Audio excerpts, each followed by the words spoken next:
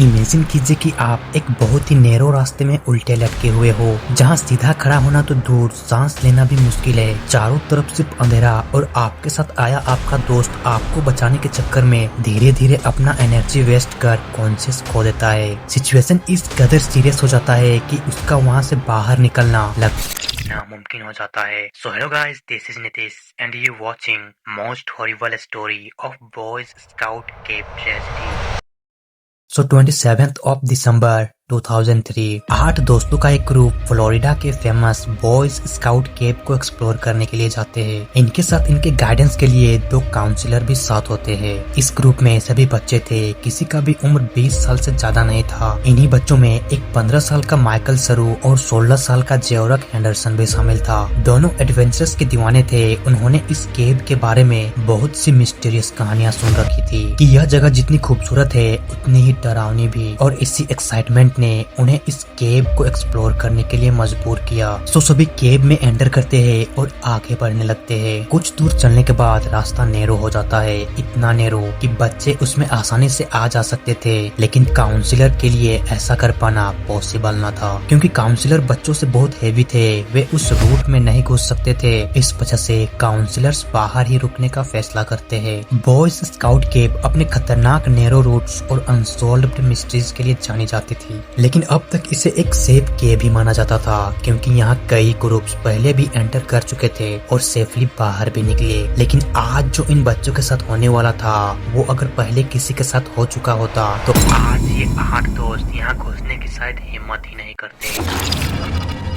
खैर, अपने जर्नी का मजा लेते हुए सभी 8 दोस्त केव के गहराइयों में एंटर करते जा रहे थे। जैसे जैसे वे गहराइयों में एंटर करते जा रहे थे, ठीक वैसे वैसे केव में ठंडा और अंधेरा भी बढ़ते जा रहा था। इधर बाहर काउंसलर्स आग जलाते हैं और खुद को गर्म रखने की कोशिश करते हैं। इन्हें इस बात का जरा सा भी अंदाजा नहीं था कि केव के अंदर बच्चों के साथ कुछ बुरा भी हो सकता है, कुछ इतना बुरा जिसकी उन्होंने कभी कल्पना भी नहीं की हो। माइकल और हेंडरसन सबसे आगे थे, जबकि बाकी लड़के उनके पीछे। सब कुछ सही चल रहा होता है, लेकिन जैसे ही वे और अंदर बढ़े, रास्ता और नैरो हो गया। इतना नैरो कि सभी बच्चे अब रेंग कर आगे बढ़ रहे थे, और इतने नैरो रास्ते में उन्हें ऑक्सीजन की कमी भी अब महसूस होने लगी। केव के अंदर का अंधेरा अब सिर्फ नजरों के सामने नहीं, बल्कि उनके मन पर भी छाने लगा। सभी बच्चे अब एक ऐसे सेक्शन में एंटर कर चुके थे जहाँ से पीछे मुड़कर वापस निकल पाना लगभग नामुमकिन सा लग रहा था। माइकल ने हेंडरसन से कहा, बस थोड़ा सा और आगे, फिर शायद रास्ता चौड़ा हो जाएगा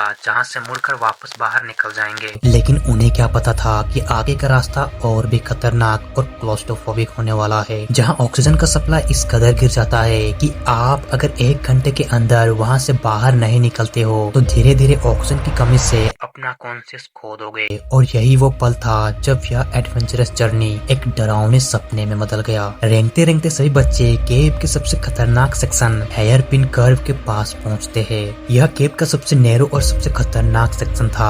एक छोटा सा हॉरिजॉन्टल स्लाइड जिसमें एक वक्त में सिर्फ एक ही इंसान घुस सकता था। यहाँ पहली बार ऐसा लग रहा था कि शायद उन्हें बाहर रुके काउंसलर को भी साथ लाना चाहिए था, क्योंकि इस जगह पर एक छोटी सी गलती भी किसी को हमेशा हमेशा के लिए अंदर फंसा सकती थी। सो दोनों डिसाइड करते हैं इस डिफिकल्ट सेक्शन को पार करने का। इसके लिए उन्होंने बॉडी को थोड़ा झुकाया, बॉडी को सेक्शन के अकॉर्डिंग एडजस्ट किया और आगे बढ़ने लगा। माइकल आगे बढ़ा और धीरे धीरे उस नैरो रास्ते में स्क्वीज करते हुए घुस गया। थोड़ी देर बाद हेंडरसन भी उसके पीछे बढ़ने लगा, जबकि बाकी दोस्त उस सेक्शन के बाहर ही रुके। कुछ देर बाद माइकल सेफली नीचे आ गया, लेकिन हेंडरसन बीच रास्ते में ही अटक गया। उसने आगे बढ़ने की कोशिश की तो उसकी बॉडी आगे जा ही नहीं रही थी, तो वो पीछे आने की कोशिश की, लेकिन वो पीछे भी नहीं जा पा रहा था। उसकी बॉडी बीच रास्ते में स्टक हो गई। न वो आगे जा पा रहा था और न ही पीछे निकल पा रहा था। एक पल में उसे यह समझ में आ गया कि वह सच में बुरी तरह से फंस चुका है। उसकी सांसें तेज हो गई और घबराहट ने उसे जकड़ लिया। इधर माइकल बिना ये जाने के पीछे हेंडरसन फंस चुका है, आगे बढ़ता ही जा रहा था। तभी उसे हेंडरसन की चीखने की आवाजें सुनाई दी।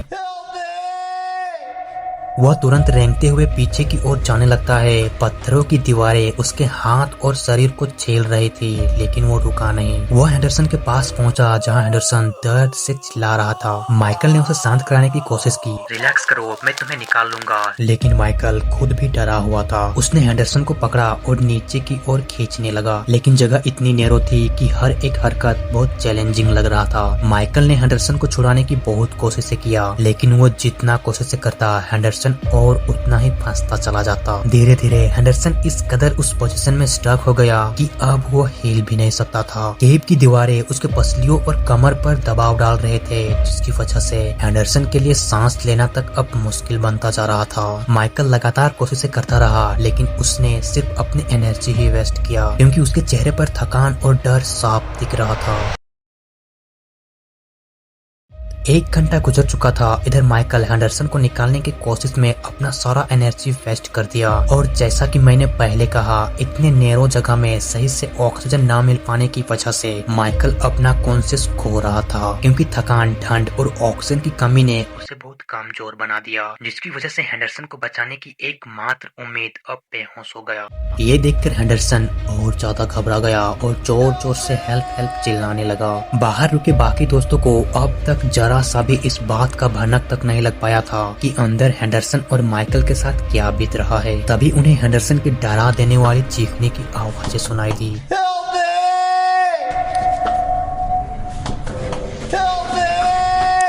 इस चीख ने बाहर रुके बाकी दोस्तों को भी डरा दिया। इसी बीच उनकी फ्लैश लाइट्स भी अब धीरे धीरे धुंधली होने लगी, लेकिन असली डर तो अब शुरू हुआ था। कुछ लड़कों को अचानक घुटन महसूस होने लगा। उन्हें ऐसा लगने लगा मानो हवा भारी हो गई हो और सांस लेने में मुश्किल हो रही हो। उनमें से एक लड़के ने कहा कि शायद बाहर जो आग चल रही है उसकी वजह से अंदर का ऑक्सीजन कम हो रही है। बच्चों को यह समझ में आ गया कि अगर वो जल्द से जल्द बाहर नहीं निकले तो उनका दम घुट सकता है। मतलब उनके सामने अब सिर्फ 2 ही रास्ते थे, या तो माइकल और हेंडरसन को वहीं छोड़कर बाहर निकल जाए, या फिर खुद की जान को जोखिम में डालकर माइकल और हेंडरसन को बचाने अंदर जाए। आखिरकार काफी देर तक डिस्कशन करने के बाद सभी डिसाइड करते हैं केव से बाहर निकलने का, माइकल और हेंडरसन को उसी हालत में छोड़कर खुद को बचाने का। छो दोस्त एक दूसरे का हाथ पकड़ते हैं और घुटनों के बल रेंगते हुए केव से बाहर निकलने लगते हैं, और जैसे तैसे करके कुछ देर बाद सभी बाहर निकल आते हैं। बाहर निकलते ही कंपी भरे आवाज में उन्होंने काउंसलर को पूरी बात बताई। काउंसलर इस बात को सुनकर हैरान हो गए। उन्होंने तुरंत आग बुझाई और रेस्क्यू टीम को कॉल किया, और तकरीबन 1 घंटे के बाद रेस्क्यू टीम वहां पहुंच भी गई। लेकिन यह रेस्क्यू मिशन आसान नहीं होने वाला था, क्योंकि केव बहुत नैरो, स्लिपरी और अंधेरे से भरा हुआ था। बावजूद रेस्क्यूअर्स अपने इक्विपमेंट्स लेते हैं और अंदर घुस जाते हैं, पर क्योंकि रास्ता बहुत नैरो था, इस वजह से उन्हें बहुत सावधानी के साथ धीरे धीरे आगे बढ़ना पड़ रहा था। और तकरीबन आधे घंटे के बाद रेस्क्यूअर्स हेयर पिन कर्व तक पहुंच गए। इस पॉइंट तक पहुंचने के बाद उन्हें जो दिखाई दिया वो देखने के बाद उन्हें अपने आंखों पर विश्वास ही नहीं हो रहा था। रेस्क्यूअर्स ने देखा कि हेंडरसन का आधा बॉडी कर्व के ऊपर है, जबकि आधा कर्व के नीचे।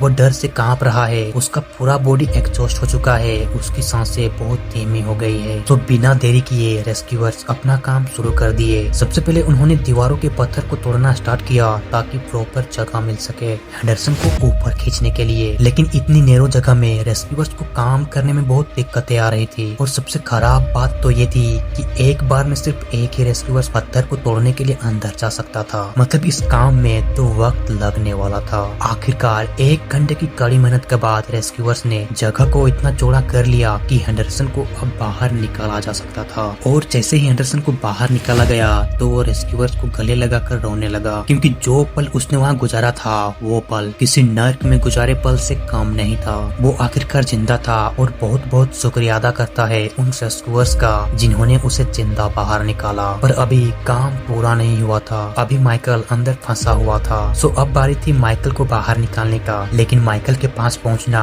और भी मुश्किल था। वो उस हेयर पिन कर्व के नीचे बेहोश पड़ा था। ऊपर से केव की दीवारें अब इतने कमजोर हो गए थे कि अगर जरा सा उन पर दबाव पड़ा तो पूरा हिस्सा कोलैप्स हो सकता था। और पत्थरों के नीचे माइकल हमेशा हमेशा के लिए वहीं फंसा रह सकता था। सो रेस्क्यूअर्स ने बाहर से एक पतले और एक्सपर्ट रेस्क्यूअर को बुलाया। वो बड़ी सावधानी से अंदर घुसा और माइकल को रस्सियों से बांधकर धीरे धीरे किसी तरह कर ऊपर खींचकर बाहर निकाल लिया गया। हर कदम पर खतरा था, लेकिन आखिरकार 1 घंटे की जोरदार कोशिशों के बाद दोनों बच्चों को खुले आसमान के नीचे ले ही आया गया। माइकल की हालत बहुत खराब थी, इस वजह से उसे तुरंत हॉस्पिटल के लिए रवाना कर दिया गया और कुछ घंटों के बाद आखिरकार खबर आई कि माइकल रिकवर कर गया है। सो गाइस, ये स्टोरी आपको कैसी लगी कमेंट में जरूर बताना और ऐसे वीडियोस के लिए चैनल को भी सब्सक्राइब जरूर कर देना।